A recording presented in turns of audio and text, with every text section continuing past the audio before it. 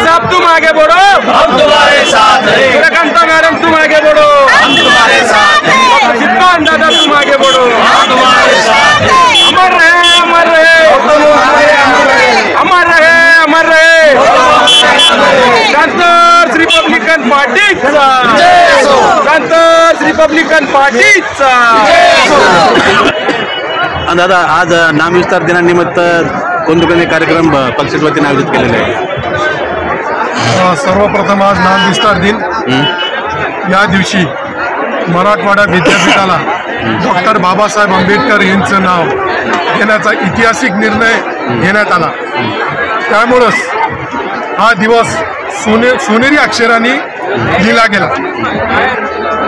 आपल्याला माहीत असेल हा नामविस्तार लढा ज्या दिवसाला आम्हाला वाट पाहण्यासाठी 17 वर्ष संघर्ष करावा लागला। 1977 ते 1994 असा एकूण 17 वर्ष या लढाला आम्हाला लढावं लागलं। आपण एक गोष्ट लक्षात ठेवली पाहिजे की या महाराष्ट्रावर सर्व महापुरुष चालतात, पण एकच महापुरुष चालत नाही, तो म्हणजे डॉक्टर बाबासाहेब आंबेडकर।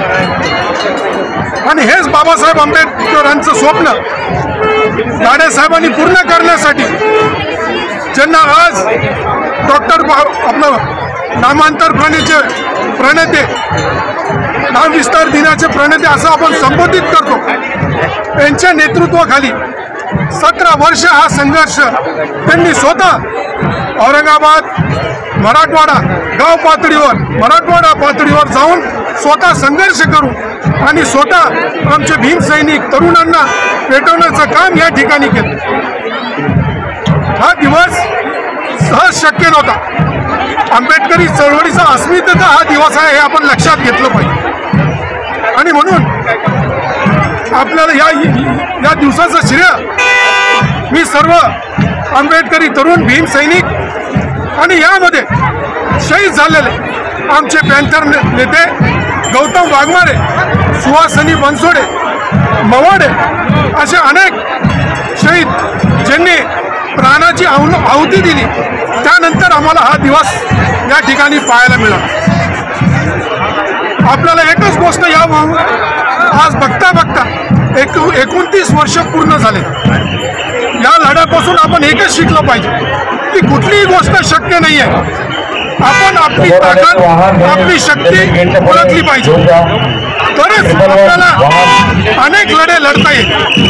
नामांतराचा लढा झाला, पण आता भविष्यामध्ये पुढे अनेक लढे आहेत, ते पुढे सर्वांनी एक संघ एकजुटीने लढल्याशिवाय आपल्याला पूर्ण करता येणार।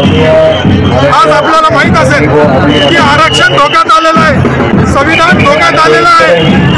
त्या संविधानासाठी जसं आपण नामांतरासाठी लढा दिला, त्याच पद्धतीने आपल्याला आरक्षण आणि संविधानासाठी लढा द्यावा लागणार आहे।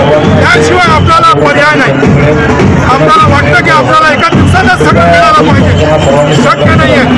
आपल्याला नामांतर 17 वर्ष नंतर मिळालं, त्याचा बोध घेऊन आपण येणाऱ्या लढाईमध्ये सर्व भीम सैनिकांना मी आवाहन करतो की आपण सज्ज राहायला पाहिजे येणाऱ्या लढाईसाठी।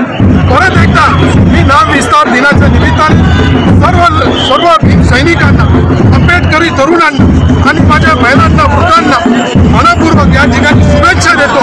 आणि नामविस्ताराला निमित्त जे शहीद झाले त्या सर्व वीरांना विनम्र अभिवादन या ठिकाणी करतो, रजा घेतो।